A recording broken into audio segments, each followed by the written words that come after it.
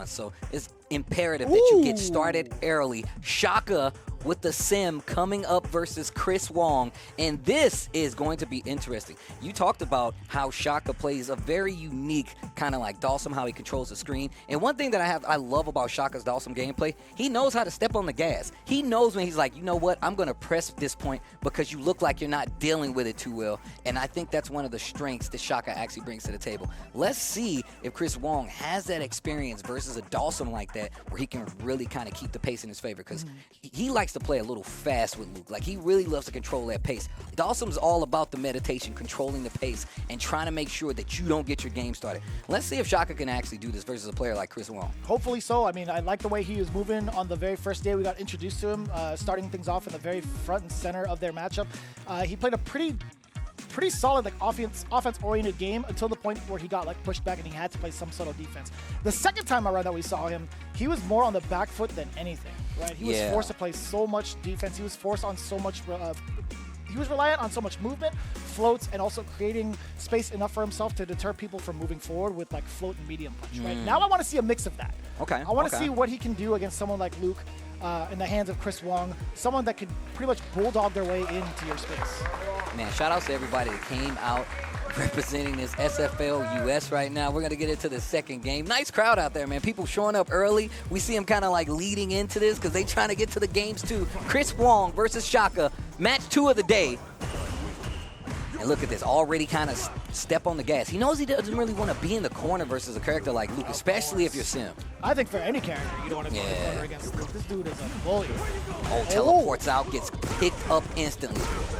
And still within range to get the perfect light knuckle? I like that. Little fake out right there. Gets the throw. Suppressor. Gets the counter hit in the air. That's going to give him a juggle point. That was kind of cool. The force knockdown. Spine buster. Dash up on in there. No, it's going to be a subtle walk. Chris Wong doesn't want to overcommit. He doesn't want to get back thrown. And also, with that OD comment, no way! You can't! Oh my gosh, the teleport! This dude's Shaka! Okay. Once again, this looks a little like it's out of his reach, but this is Dhalsim we're talking about. My man will stretch to make it work. Speaking of stretch to making it work, he's got burnout and the jump out of the corner from Chris Wong. What a call out. Shaka had already committed to the down back fierce, right? You saw it. You saw his 2 hands trying to go for the shins. Chris Wong taking full advantage of that with that jump in. Nice preemptive call out. That crouching strong. Almost got my man Chris Wong, another confirming. You know he would have tried to push to the corner. Shaka does him a favor, puts himself with his back to the wall. And back to this fireball game.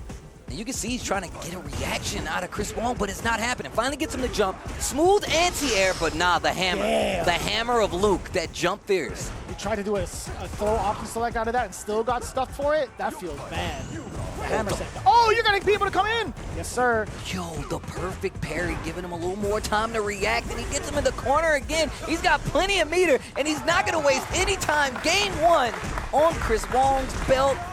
Is this?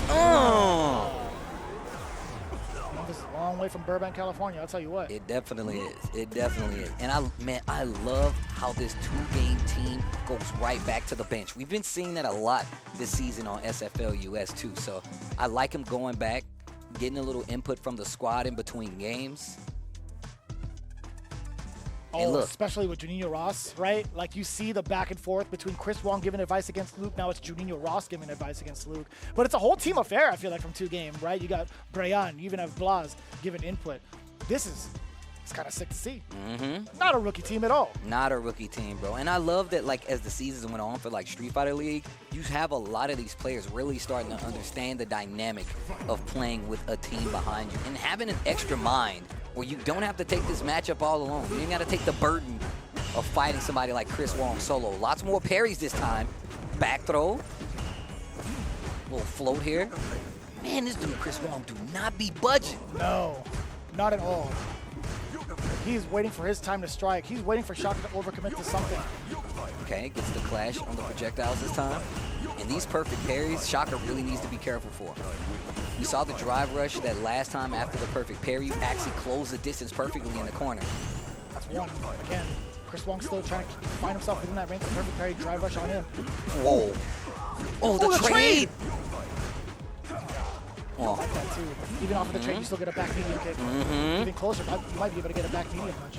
And look at, see how much slower this game is going now? This second game looking a lot better for Shaka. I don't know what the bench told him, but they definitely gave him some worthwhile advice. And I think it's use more normals as opposed to the fireballs. Gets the uppercut, great carry, gets to the corner. Chris Wong trying to close it out. Once again, sticking more to the buttons, not the projectiles. Big damage on the side of Shaka. This second game looking so much better. You might be right. Committing a little bit more to the normals, at least at the start of the game. But now it's been, I think towards the end of it, he was a lot more focused on the fireballs, trying to keep Chris Wong within a certain range before he could perfect parry, ducking right under the roundhouse, trying to keep that space alive. Shaka throwing in a couple of fierces as well. And look at that, gets the OD fireball, gets the knocked out, same side teleport. Was a little too high to get the confirm though. And you see Chris Wong now going to more of the whiff punishment options of Dhalsim. But you got to be a little more specific, though, because whiff punishing Dhalsim with these limbs is not easy. Big confirm, big life lead on the side of Shaka, too. Two-game looking really good in this second game. Up so well, his game plan revolving around the Yoga Fire thus far. Within certain ranges, he's looking for Chris Wong to jump. That space trap is going to be so clean for him to counter with the Yoga Lance, the back fierce, to anti-air. But Chris Wong, he hasn't taken to the skies yet as much as he was earlier because he got stuffed out. Like I said before, just using this more normals in the ground game has significantly changed the pace of this game 2-2 game. He's getting ready. Shaka getting ready. He's warming up. And instantly look back at the bench, crossover, giving him some input.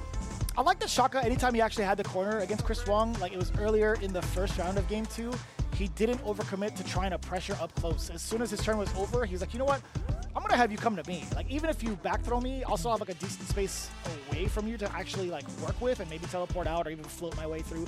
But I like him using the rest of the stage behind him as a kind of like testing point to Chris Wong's strategy so far, because he's been getting a lot of jump-ins on him, and it turns into like corner pressure. And we all know, man, trying to block out Luke while your back is towards the corner is just so difficult. Yeah, it's really hard. But even like more so, if you just look at how he was using Dhalsim, and I always go back to like Say Jam, because he would say like you get the corner, you want to stay like kind of under where the clock is. Even better for Dhalsim because he's got those limbs. He can make you check. And I think Yoga Flame is a lot stronger when you get to these scenarios, which we haven't been seeing much. We saw him try to like kind of counter, make him hold it, especially if you parry, you get a little better framage. So definitely understandable for sure. Shaka, he's been hanging out, like you talked about being under the time.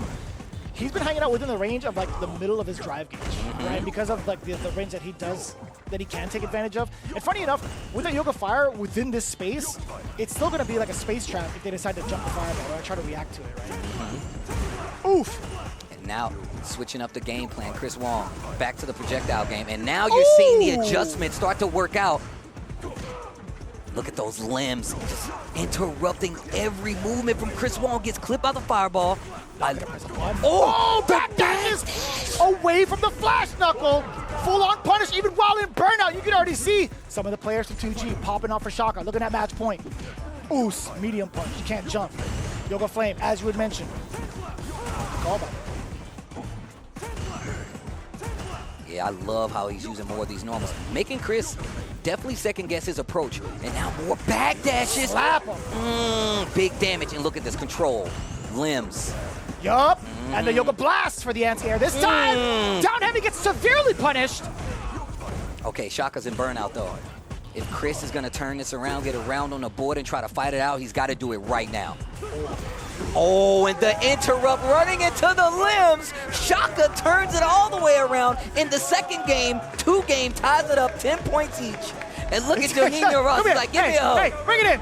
Here, bring it into Bobby. Come on. As a fellow hugger, Juninho Ross, I understand. I'm definitely a hugger. Yeah, he's like, yo, get in here. Get in here. Get some of this. He was just charging meter, bro. Like, come on in, man. I got the big hug for you. And look at, that was such a great teleport. And obviously in the first game, it looked a lot harder for Shaka to get his game started. And I think it was mostly because he was leaning on projectile gaming, especially in the corner. You saw the jump out there by Chris. Yes. And just, you see how much control he had over the spacing, the timing. And look how much faster those games was going. He goes back to the bench. Chris Wong getting a little input himself. But look at what happens after this. We go more to the normals, more spacing, slow the game down. 29 seconds left on the clock. A completely different turnaround from what we saw in that first game with the limbs. Yeah, there's a couple of characters that kind of break the rules of Street Fighter. Dhalsim is definitely one of them, right? He's not going to be fighting out traditionally in ways of being up close and kind of duking it out, relying on frame data most of the time to lay out some of these traps, right? It's going to be more so of a cat and mouse game, and he's been establishing that for so long, and even more so in the second half of that set